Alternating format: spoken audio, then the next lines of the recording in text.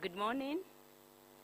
I would like to start off this program this morning, and I want to welcome you to Egerton University 14th Biennial International Conference. And we'll start off with the national anthem, the East Africa anthem, and Egerton University anthem. If we can be upstanding for the anthem, please.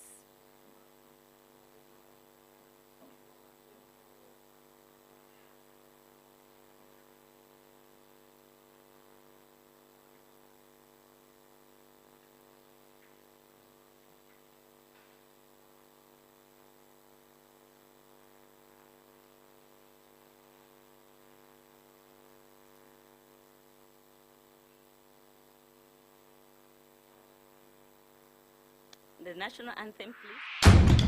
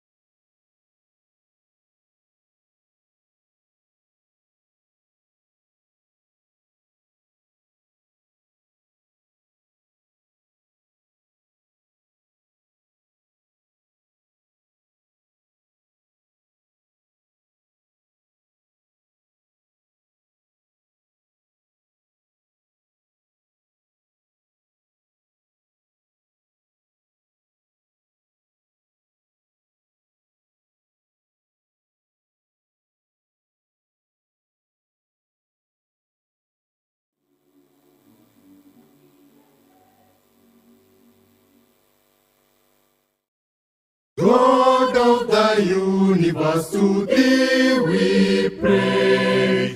Bless our university, a world-class varsity for humanity advancement. Egerton University we are. Passion for excellence, devotion to duty, professionalism, thus until in one accord, Egerton University we are. Ushirikiano na haki kwa wote, elimu hakika, tunapata ujuzi wa maendeleo ya kimataifa. Egerton, chuo chetu cha hakika, kwa ufanisi kujitolea, utenda kazi milele, tukiungana kwa pamoja. Egerton, chuo chetu cha hakika. In our city is set to achieve great opportunities to research and transforming lives through quality education.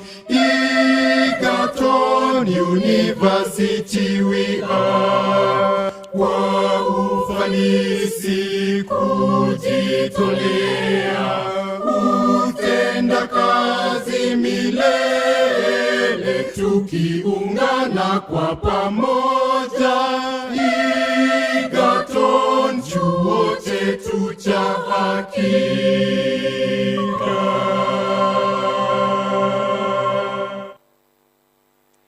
Thank you very much. We may be seated for those who are in the room. At this time, we would like to welcome Father Dr.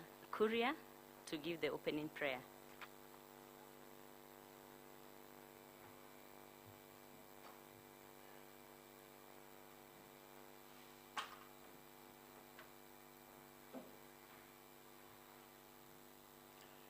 Let us pray.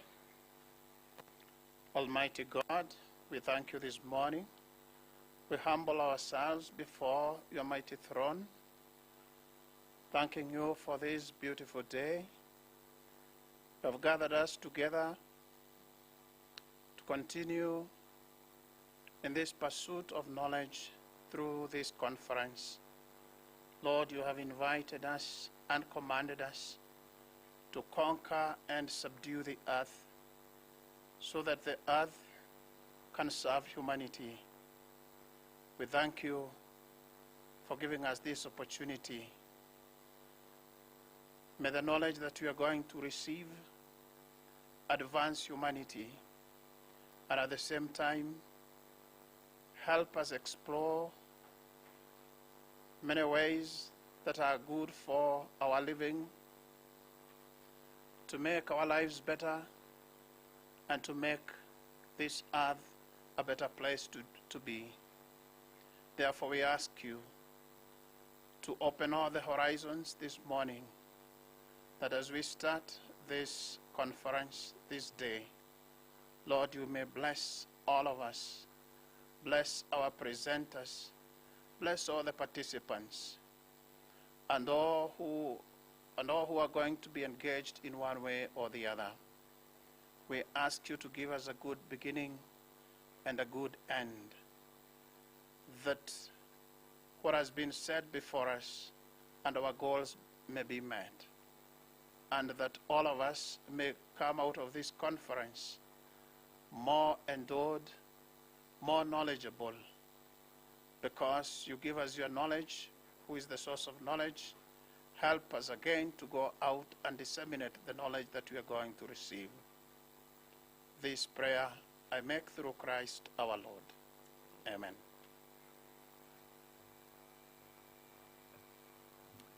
Thank you very much, Father Kuria. I just want to check that the session is being recorded, so kindly confirm that.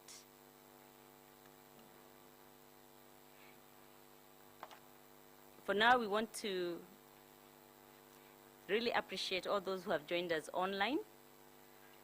I know many were asking, Recording in progress. could we be here face to face? But we are happy that we can still meet virtually. When the organizing committee was planning for this meeting, we considered whether to have it as a face-to-face, but we planned it during the heart of COVID restrictions. And so we felt that we were safer having it as a virtual conference. So we do hope that you'll still find it quite engaging, and we ask that you engage actively in the chat. The Vice Chancellor, Egerton University, University management members present, keynote speakers who have joined us online, Dr. Tony Omwansa joining us from the UK, Professor Isaiah Wakindiki joining us from Nairobi, other keynote speakers logged in, sponsors present, Egerton University researchers, researchers from other universities, participants from private and other private and public institutions, international participants, students, ladies and gentlemen. On my own behalf and that of the organizing committee, it is my great pleasure to welcome you to this 14th Egerton University Biennial International Conference. As a university, we are honored to host you during this important event in our scholarly calendar. Knowledge dissemination and transfer of research outputs is a key strategic objective of the university. Together with the increase of registrable innovations, consultancies, public policy analysis, and also to engage in priority areas of community outreach and extension. The theme of the conference this year is Research and Innovations for Resilience in a Changing Environment. It captures it encapsulates the strategic objectives of the university and clearly interprets the COVID era in which we as researchers find ourselves, and therefore must innovate and refocus and rethink how to continue conducting our business. The keynote speeches that have been lined up for us during this conference will address this theme, or the theme of the conference, in several ways. One, we will look at the Kenya Research Innovation Framework, which Dr. Omwansa will be sharing with us this morning. How do we establish a framework that indeed can lead to sustainable development? We'll also be hearing how greening for smallholder agri-food value chains will lead to sustainable agri-food systems. We'll also have another keynote speaker speaking on the search for bioactive molecules for the control of human, animal, and crop disease pathogens. We will also have somebody speaking to us on historical aspects, the stories of strangers in Mamabolo as captured in the German missionary ethnography in northern South Africa. So it is a rich program that indeed has been lined up for us these 3 days. We will have over 130 presenters cutting across 7 sub-themes. So I do hope and that you will find this conference engaging and that the results presented will be of great interest to you. Let me take this now opportunity just to recognize some of the people that will be presenting in this conference and their institutions.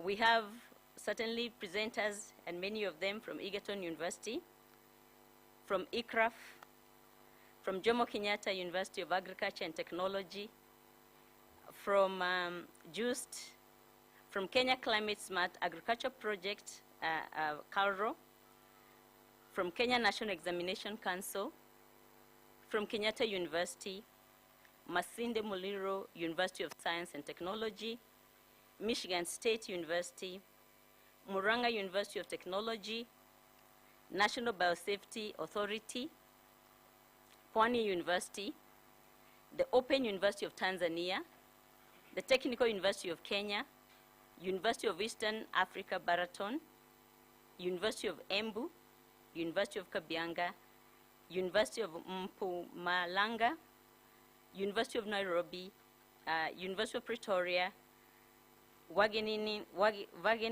University, I hope I said that right. It's a tongue twister for me. We have also somebody presenting from Winchester Flour Limited and from KCA University, among others. If I did not mention your university, it's not that we don't consider your university or your institution important. Kindly, as you log in, indicate your name your position, and the institution you come from, and we'll continue to recognize all those who have logged and joined us this morning. So we do hope that we'll have a good attendance. By yesterday, we had over 800 registered members. So we hope that a good number of these 800 registered will be able to log in along the way for the 3 days. Let me also take this time now to recognize the sponsors of this conference.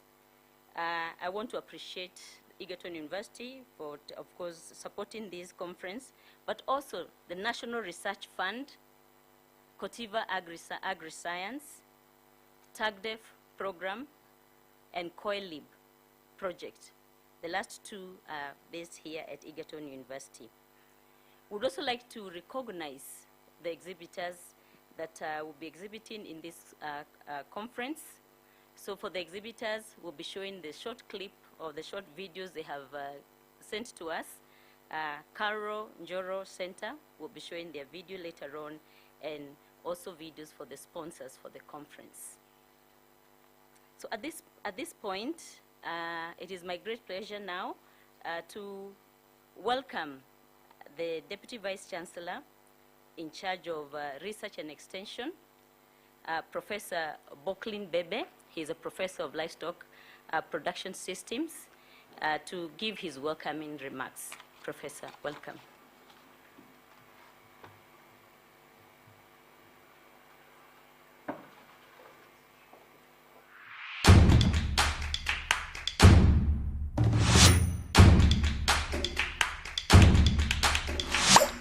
Kenya, Professor Liz Kriel from South Africa, Professor Matasio, Jane Murui, the VC and CEO, KC University, Professor Wakindiki, the VC, Egerton University, all the DVCs, Egerton University, all the scientists presenting and participating in this conference. I say I'm very delighted that you honored our invitation to join us in this 14th biannual international conference we are holding here under the theme Research and Innovation for Resilience in Changing Environment. I want to say that in participating in this conference, you will engage with scientists and public personalities discussing various elements of resilience in a changing environment and the research and innovations that drive the needed resilience. And I want to say that resilience, in this case, has a broad meaning. It also includes stability to stress, adaptive fit to changes, and robust transformation. So in the various papers that will be shared in this conference, they will be addressing these aspects in different ways during different themes. I want to invite you to pay attention to the details, to find options that the scientists are offering us, how they are packaging those solutions from their research evidence. The conference is virtual, has already been explained to you as a necessity. This decision was made last year when we started planning this conference, and it was purely to avoid exposing you the participants, to the risk of being in a super spreader event. We are hoping next year, God willing, things may change and we may come back to physical engagement, a traditional way we do it. In the virtual conference, we have planned for close interactions, however, which will be in breakaway sessions. This will be every day for the next 3 days of this conference. And each of the breakaway sessions, different themes will be discussed following a plenary. I therefore ask you to read the program earlier to inform your choice of breakaway station that interests you the most. Those presenting, I ask that you find your breakaway sessions in time from the program, and please observe and adhere to the time allocations to make it easier for the conference organizers to allow everybody have a chance to share their knowledge. The organizers will be at your service for any clarification and questions you may have. Share any such clarifications and questions in the chat facility in the Zoom, as already advised by the director who made earlier remarks. There's also an evaluation form as well. Please fill it. It will help the organizers attend to the areas of improvement you so identify, so that the next conference or subsequent conferences may be better for us and for you. I also want to ask you to keenly manage the, I also want to ask you that that form be filled in every session so that you share it with us. Now, to this end, I acknowledge the efforts of the conference organizing team. Do keenly manage the logistics throughout the conference sessions to the satisfaction of our esteemed participants. To all participants, I want to wish all of you pleasant and informative engagement in this conference. And now allow me to invite the host, the Vice Chancellor of Egerton University, to give welcoming remarks to our guest speakers, presenting and participating scientists. Professor Kibwage, represented by Professor Kibwage. Professor Kibwage. Thank you. Are you hearing me? Yes, please, take over. Thank you very much, DVC. The Chief Executive Officer, Kenya National Innovation Agency, Dr. Tony Omansa,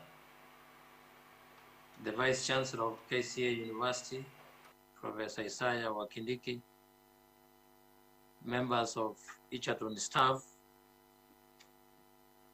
guest speakers, distinguished scientists, ladies and gentlemen, all protocols observed. It is a great pleasure to welcome you to Egerton and to the 14th Biennial International Conference.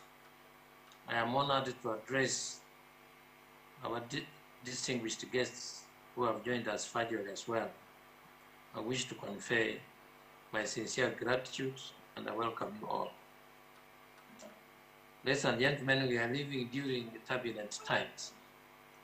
First, we are to deal with the COVID pandemic and its adverse effects on the social and economic fabric of society. The pandemic created an unprecedented crisis in society.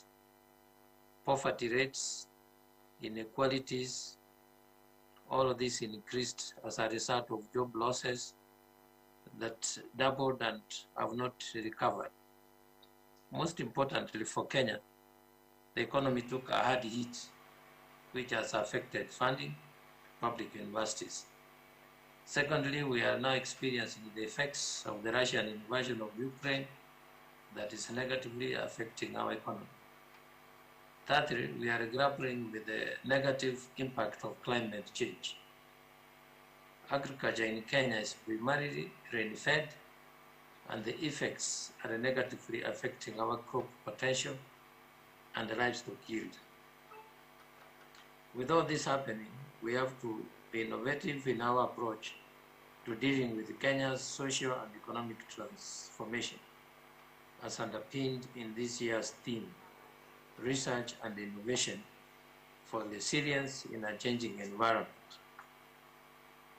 Underlying this theme is the acknowledgement that science, technology, and innovation are major drivers and enablers of social and economic transformation. Therefore, applying knowledge and innovation is necessary to attain sustainable economic growth and the competitiveness under the prevailing circumstances. Ladies and gentlemen, let me talk briefly about Egerton. Egerton is one of the oldest institutions in Kenya. We currently have over 20,000 students under different programs spread across 10 faculties and the 51 academic departments. The university also hosts the Transforming African Agricultural Universities to meaningfully contribute to Africa's growth and development with the acronym of TAGDEF program. This program supports students, and currently we are having a number of students from 14 African countries, and many of the graduates from this program have impacted rural communities from their countries. The World Bank African Center of Excellence in Sustainable Agriculture and Agribusiness System is also at Egerton and is part of 24 centers of excellence supported by the World Bank to establish regional hubs of excellence in 5 priority areas: industry, health, agriculture, applied statistics, and applied statistics. The overall interest of this program is to provide institutional capacity for quality postgraduate training and to forge partnerships among other activities.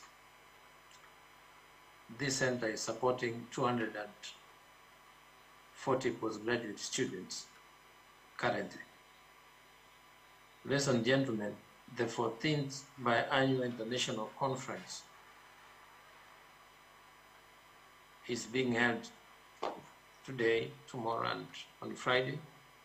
And at this year's conference, participants will have an opportunity to address the broad theme that I have said there before, under 7 sub-themes, namely transformative agri-food systems, health systems, science and technology, innovations in climate change and the natural resource management, transformative education for socio-economic adaptability, resilience and ruptures in governance and the geopolitics in Africa, literature, history and culture, entrepreneurship, business and trade. This conference brings participants from academia, research institutions, and other industry experts in various fields to a common forum. The objective of the conference is to provide a platform for participants to share their research results, outputs, and products, and to deliberate and exchange innovative, cutting-edge development ideas, concepts, and actions. Ladies and gentlemen, as I conclude, at Egerton University, we recognize and value creativity and innovations while simultaneously assisting in translating them into profitably exploitable products, processes, and services for the benefit of humanity. The university and its students and to our cherished partners. In light of this, the papers we will present and the discussions we will have will assist us in our contributions as researchers and academicians to the ever-changing environment. I hope that we continue hosting such conferences even as we build upon our collaborations in the future. Ladies and gentlemen, it is therefore my great pleasure to declare the 14th Biennial International Conference open. Thank you, and God bless you all as you interact in the coming days. Asanteni sana. Bwage, Vice Chancellor, Egerton University. We also want to thank Professor Bebe for the remarks. We note the issues that are facing us as a community and as humanity, the challenges we have had for COVID, climate change, conflicts. But I believe as researchers, that is what we do to find solutions to the challenges that we find ourselves in, and we'll be hearing during this conference how we'll be addressing some of these challenges. It is now my pleasure to welcome the first keynote speaker for the day, who is Dr. Tony Omwanza. Dr. Tony Omwanza is the CEO or the Chief Executive Officer of the Kenya National Innovation Agency, Kenya, where he oversees the development and management of the National Innovation System. He created the Kenya National Innovation Week and Nairobi Innovation Week, mobilizing over 50 partners from the public and private sector and academia to enhance the local innovation ecosystem. Dr. Omwanza has been involved in the technology and innovation ecosystem in Africa for the past 15 years, conducting extensive research and consultancy for various clients ranging from government institutions, international donors, to multinationals. He has been a faculty member at Strathmore University and University of Nairobi. Dr. Omwanza is a member of the Board of Trustees of Kenya National Research Fund and a commissioner at the National Commission of Science, Technology, and Innovation.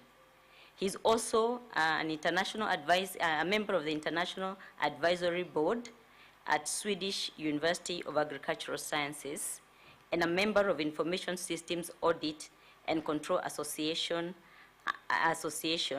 an Institute of Electrical and Electronics Engineer. Dr. Omwanza will be speaking on effective research innovations framework for sustainable development. Welcome, Daktari.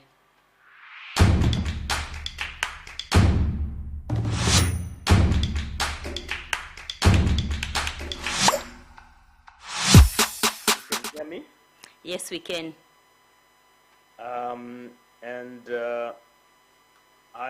I see Peter Ocharo as well appearing. I'm going to try and share some slides, and I hope you can see. Can you see some slides? Yes. Awesome. Thank you very much for inviting me and also for the opportunity to share at the Egerton University Biennial International Conference. I have had relationships with the Egerton. I've worked with the Vice Chancellor while at University of Nairobi in the past. I do see the need why I have to be here.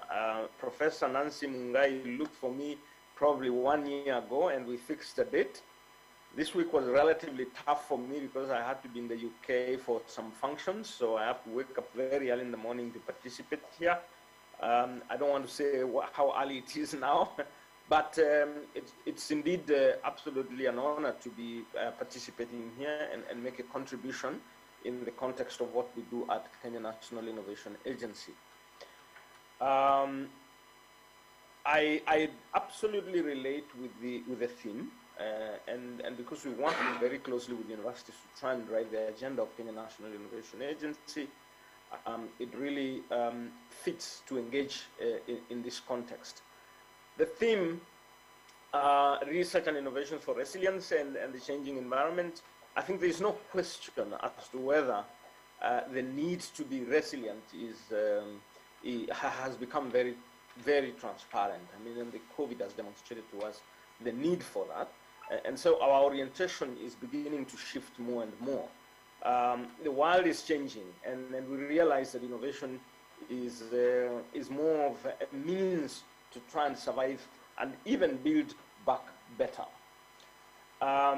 The investments I'm sure that the university is putting, and of course other stakeholders as well, in many ways are a demonstration of trying to adapt to the changing world. I'll start by telling you a little bit about Kenya National Innovation Agency, and then I can give a few remarks. My focus is really going to be, how is Kenya organizing itself to provide the support that we need in the context of building innovations for resilience.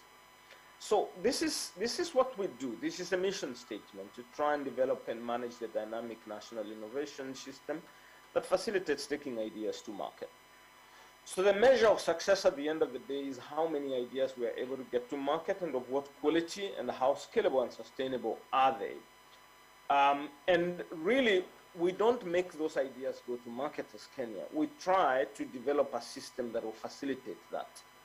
And the system means there are components within that system. And our interest is to make sure that the components, for example, a university, operates in the best way it can so as to facilitate taking ideas to market. And the second bit of the system is that the components must interact.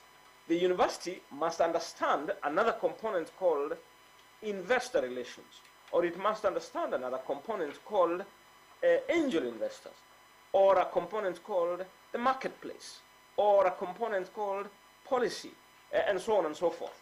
So we are interested in making sure that the components function in their optimal way, and then second, that those components understand each other and interact optimally. So that's what we try to do every other day, with the goal that innovation can strengthen the socio-economic development. We have two pillars within the innovation agenda, and the two pillars are commercialization and startups. There are many things we have to do in order to make that work. But what really stands out in our efforts is to strengthen the commercialization system and to strengthen the startup movement. Now, the commercialization is in the context now of what we can think about in the university, and I will explain a little bit about what the foundation we are laying for the long haul. The agency is young, as most of us know, but has a great mandate and potentially great impact. Now, in the context of the commercialization track, we've got a target.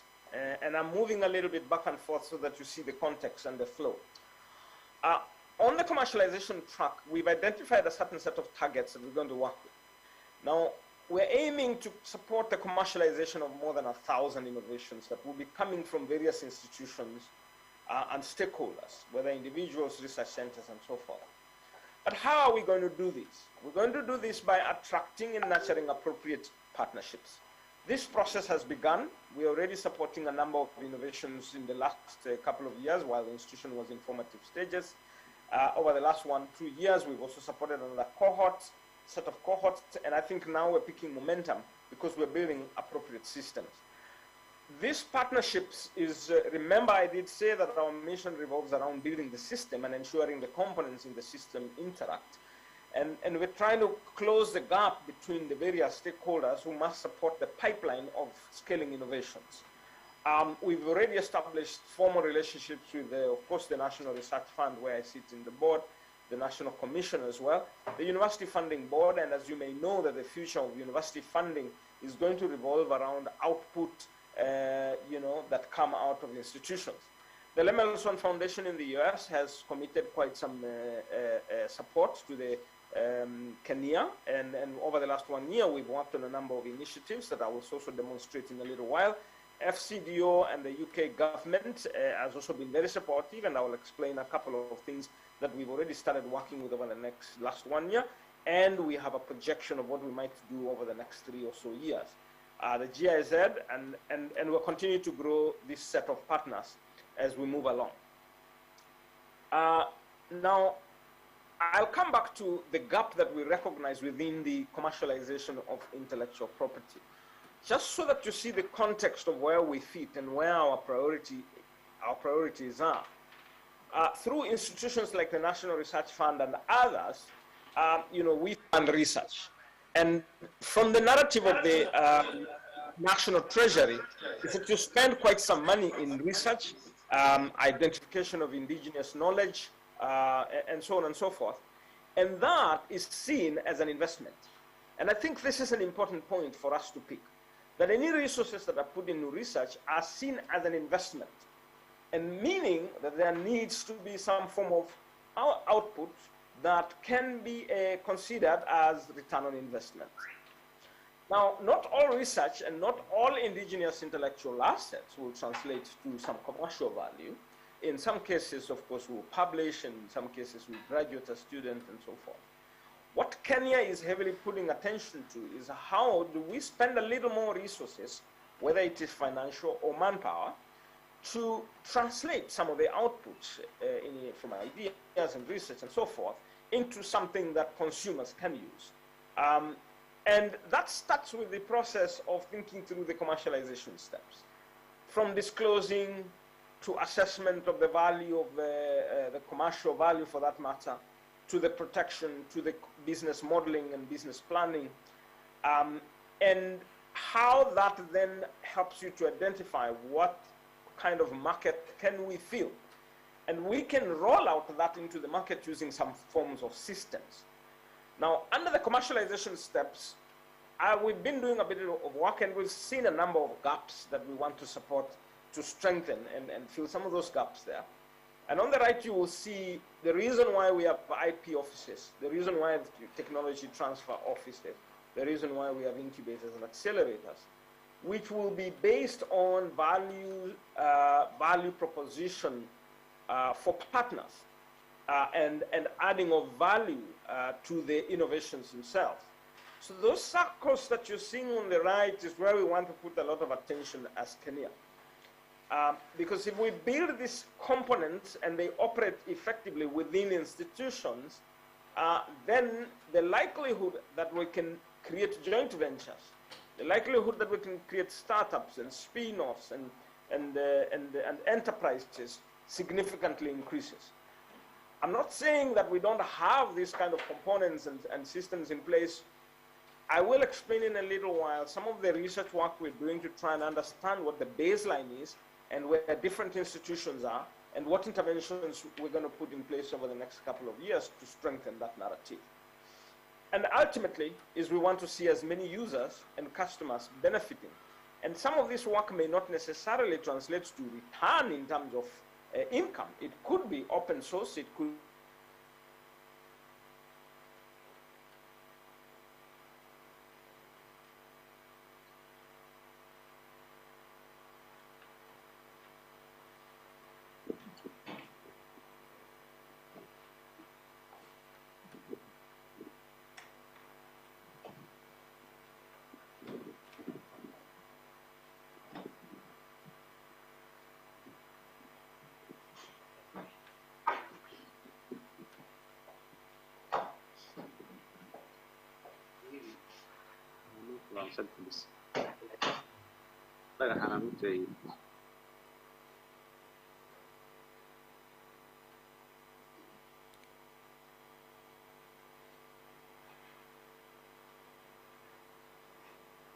Hello?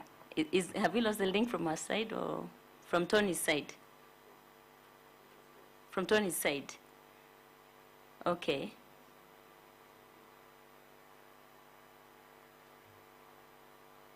All right. I guess we'll try. I'm sure he'll try to reconnect.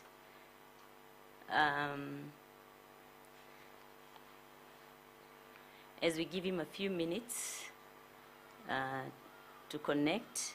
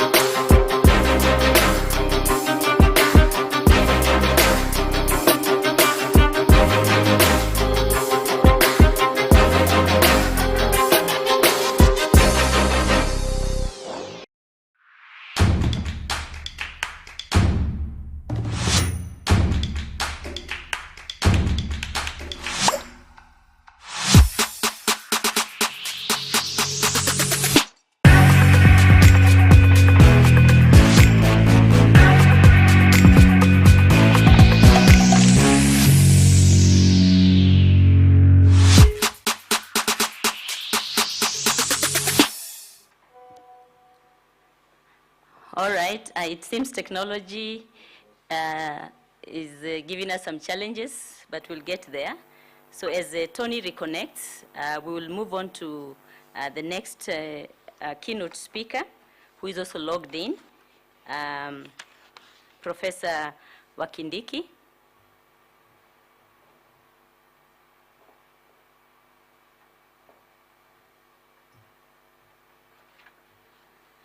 Professor Wakindiki is the Vice Chancellor and CEO of KCA University. He's a professor of soil science with over 28 years of teaching and research experience, 19 of which he has served as at senior level in university management. He's an accomplished scholar with a proven track record, evidenced by over 82 publications in high-impact refereed journals, books, conference proceedings.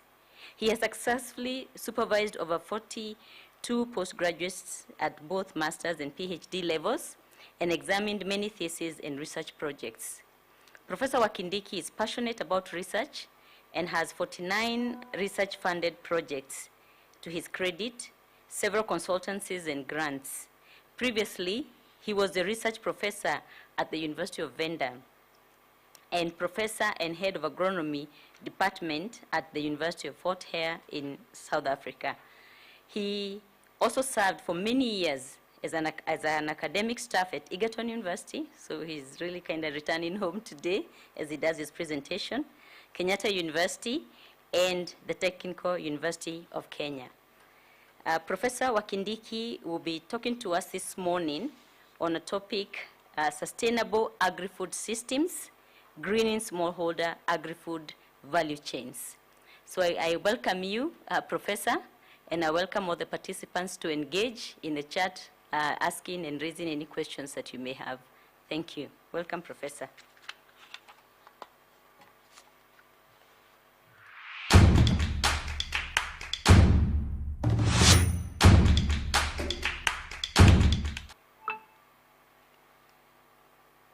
Professor, you are muted. Prof, you're muted.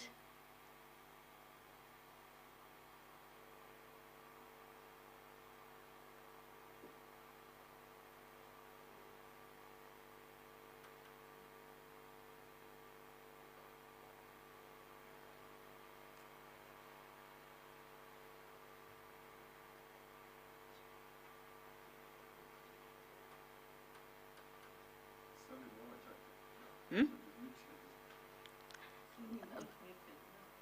Oh, he seems not muted. Oh, the sound has a problem? No, he's muted. You can see on here he's muted.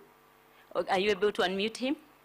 Kindly unmute from the host can unmute him. The host can do that from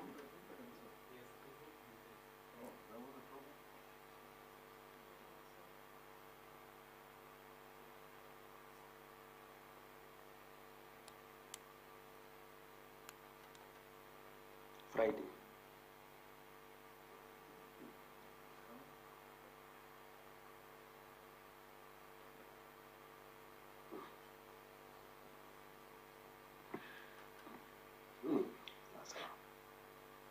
Yeah, now I think we can hear him.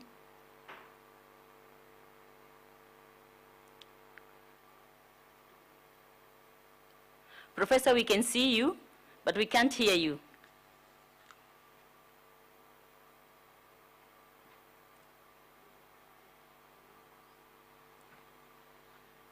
Looks like he can't hear us too, eh? Oh, he can't hear it too. He can't hear us. But he has written on the chart that he is not muted, which means from Colib should check what's going on. Okay, thank you, Professor.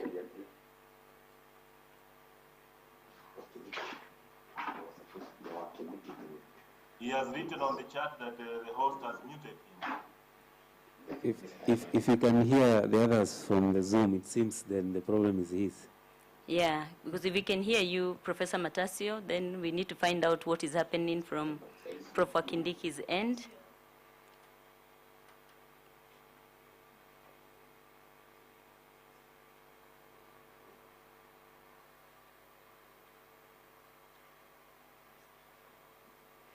Oh, I see Prof is asking what is happening. Yeah,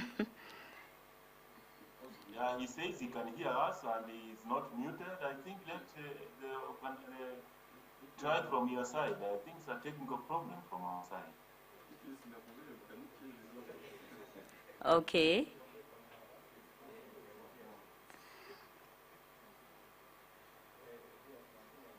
All right, Prof. Wakindiki, just give us a few moments as we try to sort this out. Our IT people are sorting it out. Professor, I think the person who is logged in as Coilib Media Sound co-host, Wakindiki is getting through that. Can that person unmute? All right. No, it has still not worked. If we can hear the person talking from Zoom, so our sound is okay. Logged in Coilib Media co-host, that person should unmute. There are several here. Thank you, Professor. Unmute, please? Yeah, I think that has been done. IT? I think if we can hear Professor Matasio, then what that means is that the problem is not here. The problem is with Professor Wakindiki. So we are recommending that if he can log in again so that we try. It's all right. Yeah. I think we appreciate that technology can be a challenge. And so we will also give Professor Wakindiki a few moments. Meanwhile, we will air the clips for the exhibitors as we have Wakindiki and Tony sort out their connectivity. We apologize for the technological mishaps, but we are sorting them out shortly. Thank you.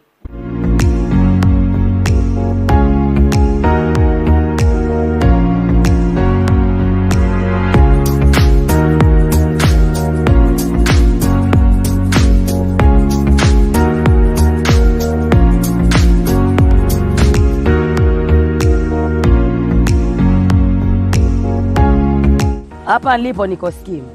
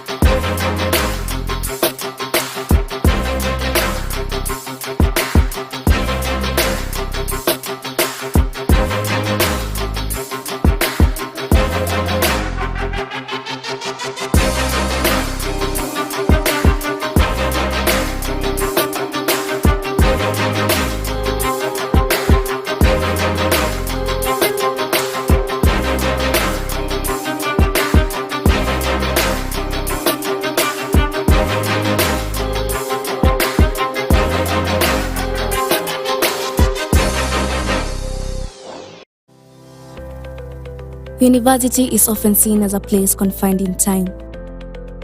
Hardly do we think about the feelings of a community, accomplishment, promise, and belonging that comes with it. At Egerton University, we find your passions, your dreams, aspirations, and water them to fruitfulness. We help you find yourself and mold you into an all-round individual. Experience professionalism, experience practicality, experience fun, experience Egerton University. To apply for our programs, please visit application.egerton.ac.ke. Egerton University, transforming lives through quality education. When I was young, I always wanted to transform the way we did agriculture. It was terrible to be hungry and having to go to school with hunger. I started developing my own technologies at an age of 14 years, whereby I had to transform the knowledge I had gained in science to do agriculture, proper organized agriculture. If I didn't come up with new ways, then hunger will strike again and will be suffering. My name is Gabriel Mahindo Kwendo. We have a company called Comrade Dairy and Food Enterprises, fully registered, fully inspected, fully in the market, and we thank God for that. Looking at the statistics, dairy products are the most demanded at a growth rate of about 7% compared to other agricultural commodities in the country now. So we are positioning ourselves to tap into that market. We find that in most African countries, young people they graduate from universities, from colleges, they go out there looking for white-collar jobs, and yet they're not there. So it is important for us to be able to change the mindset that instead of them maybe training for them to get employment, they can be able to train for them to employ themselves and even be able to employ others. I feel proud of myself. I feel that I've achieved something great for myself and for the family. I use the skills that I got from the university to start my enterprise. And if we have maybe 100 or thousands of like me, then that's a significant disruption that is necessary to drive our economies forward. In front of us is a piece of land acquired by Comrade Dairy and Food Enterprise. It's just an expansion place for the enterprise. We are going to engage much more farmers and much more people along the dairy value chain. Currently, we have eight people that are working directly with us. We have engaged about 55 farmers who we collect milk from them on a day-to-day basis. You can meet this Pastor John, and this is his lovely wife. Now, as of Comrade Dairy, they are partners with us. They are supplying us the basic need, that is the raw milk, that is very necessary for our production. I can say he's been a huge blessing. I'm always very grateful because he also pays me on time. He does his work very well. I hope that maybe in this area, he'll be able to capture a bigger market. So I could not have imagined that that it could have come this far, but with the right collaborations, seeking the right people to work along with, we have been able to marshal ourselves, to marshal the resources that we have, to seek the opportunities, to go for the opportunities that we see either in the university or beyond the university. We have been able to build their capacity in terms of different types of training for them to be able to run their enterprises better. We've been able to provide mentorship to them and also link them to the market. Really nice. And what we have seen is that the students have the passion to be entrepreneurs. I think we are going to drive this country forward here because we have the energy, we have the passion, and we have the skills that are required for driving the agricultural sector in the continent.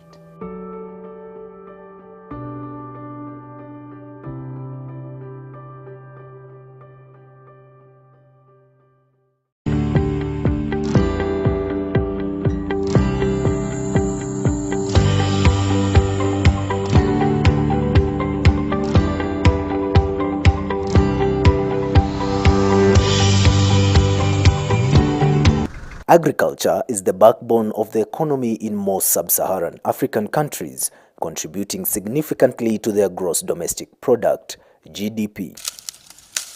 Cereals and legumes play a major role in the production systems and diets of farmers in Kenya.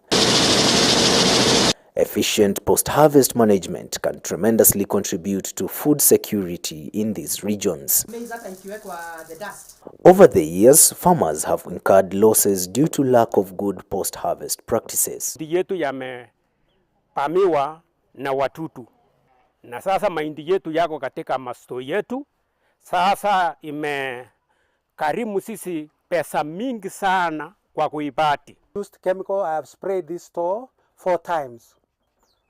For now, and still you can see from physically you can see weevils here and there, so it's not yet done. So the storage cost is also going up. Those holidays, for example, I could dry maize, and then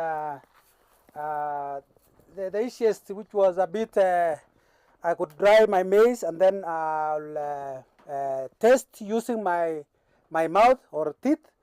And if it will break, if the sound comes out clearly, I will know that it's dry. For example, listen to that.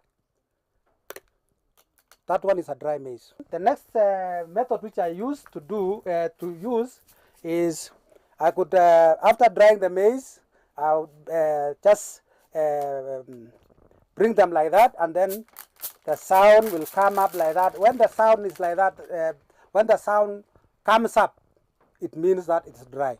The Food Processing and Innovation Lab, FPIL, in post-harvest handling is a collaborative research project between the Kenyan Agriculture and Livestock Research Organization, KALRO, Purdue University, CIMMYT, and University of Eldoret. We are discussing issues to do with the post-harvest loss management in agricultural produce, which generally accounts for up to 40% of the produce that is harvested. KALRO, together with Purdue University, CIMMYT, University of Eldoret, partnered to carry out a research and development project whereby new technologies of managing post-harvest losses, of managing storage, have been developed. And these technologies have been scaled out to farmers.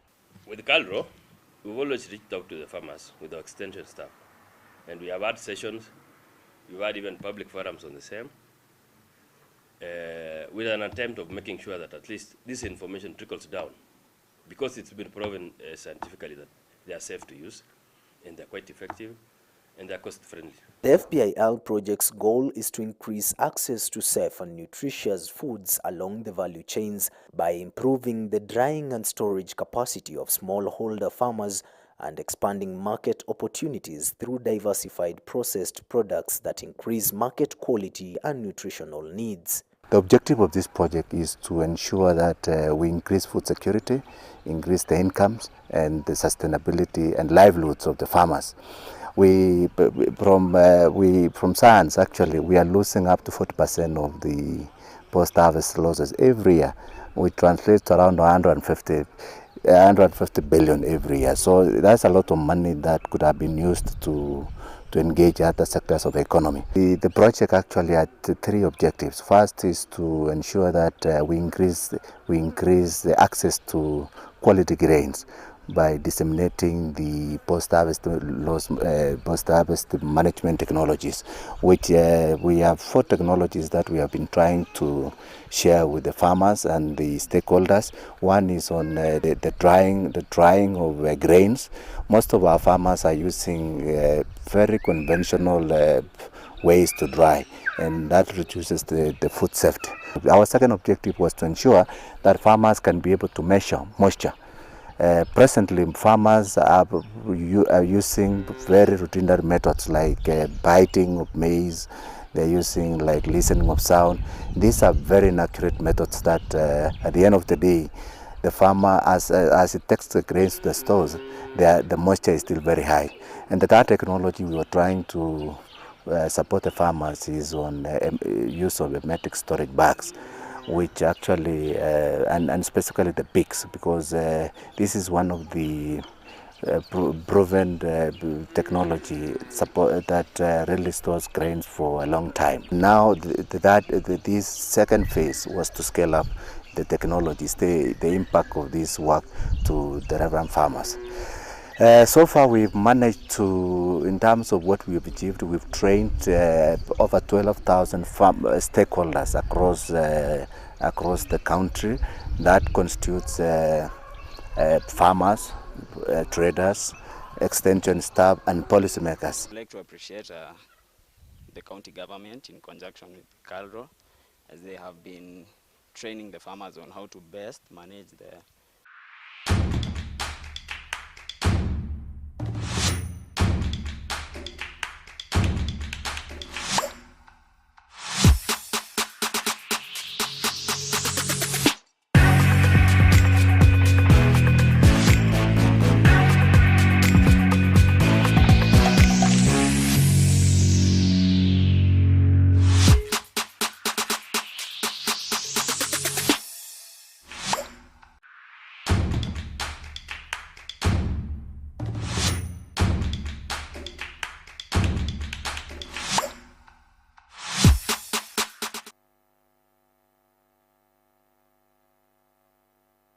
as we continue to sort this out.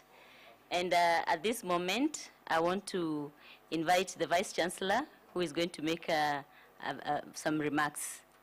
Professor Kibwage, please.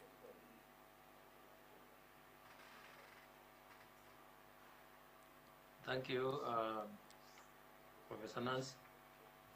Ladies and gentlemen, I thought that since we are having,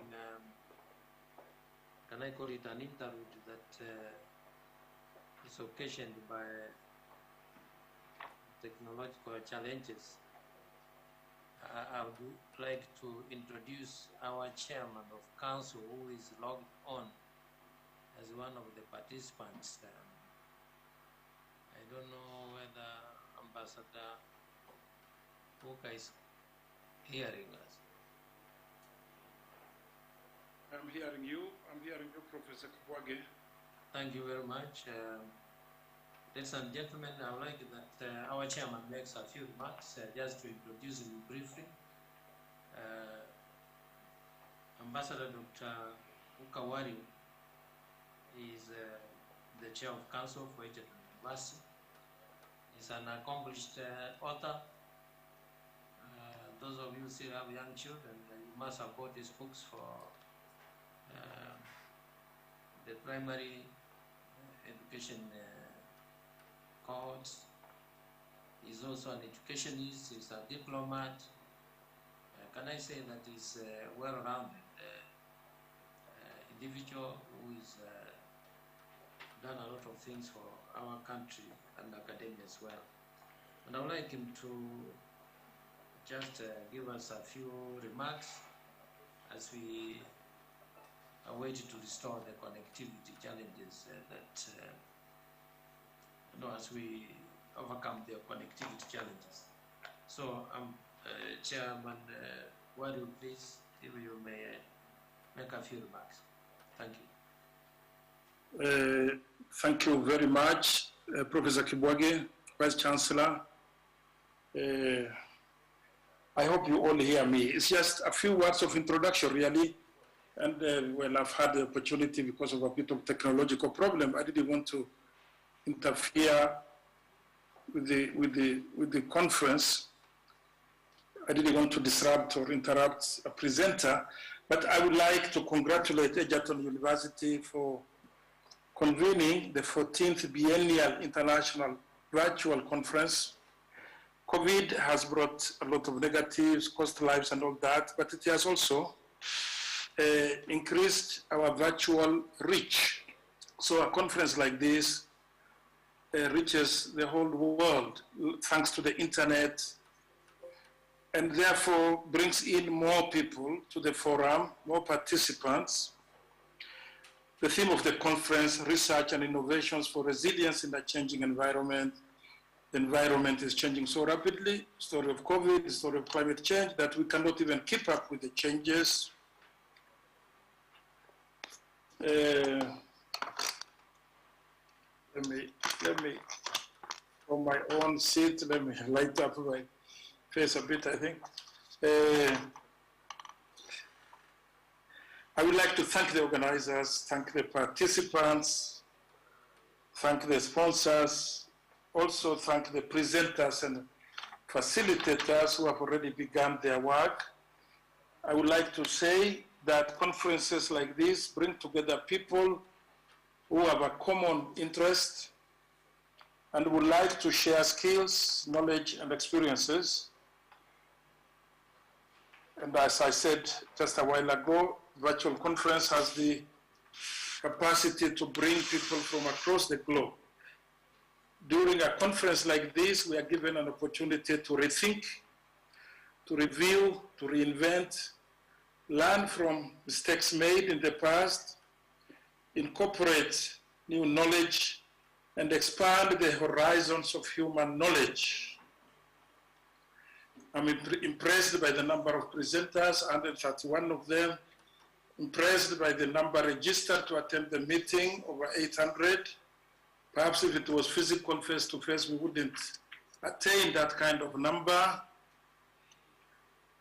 I would like to particularly thank the presenters, the facilitators, who will not only share knowledge, but later, after the conference, publish papers presented here, and this contributes to their or your professional and academic growth as scholars. I would like to refer to the biblical story of the foolish person who lit a lamp and put it under a bushel. Now, knowledge is a lamp. It provides light, and we scholars, academics, cannot put our lamp, light it, and put it under the bushel. You have to put it on top of the table for it to provide light to the entire room. So, as academics, as scholars, you are the light of the world. The university, I would like to quote from Benjamin Disraeli, one-time Prime Minister of Britain, in the 19th century, who defined the university as a place of light, of liberty, and of learning. And I would like to add, of providing and training young people for leadership. With these few remarks, I wish you fruitful deliberations, a good conference in which, although it's virtual, you meet and make new friends for Egerton across the world. Thank you very much, and Godspeed. Thank you, Vice Chancellor Professor Kibwage. Thank you, Chairman. I would like then to pass this back on to the MC of the conference, Professor Nancy Mungai.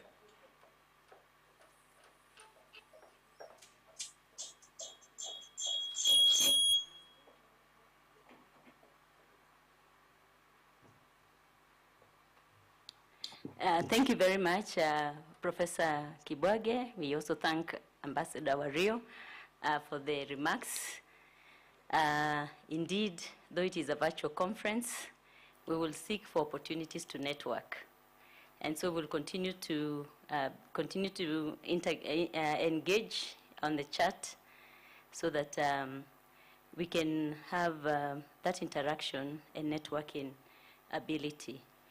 At this point, the speaker, Professor Wakindiki, is just trying to log in. So we'll just have one short clip, and then he will log in and we'll be able to continue.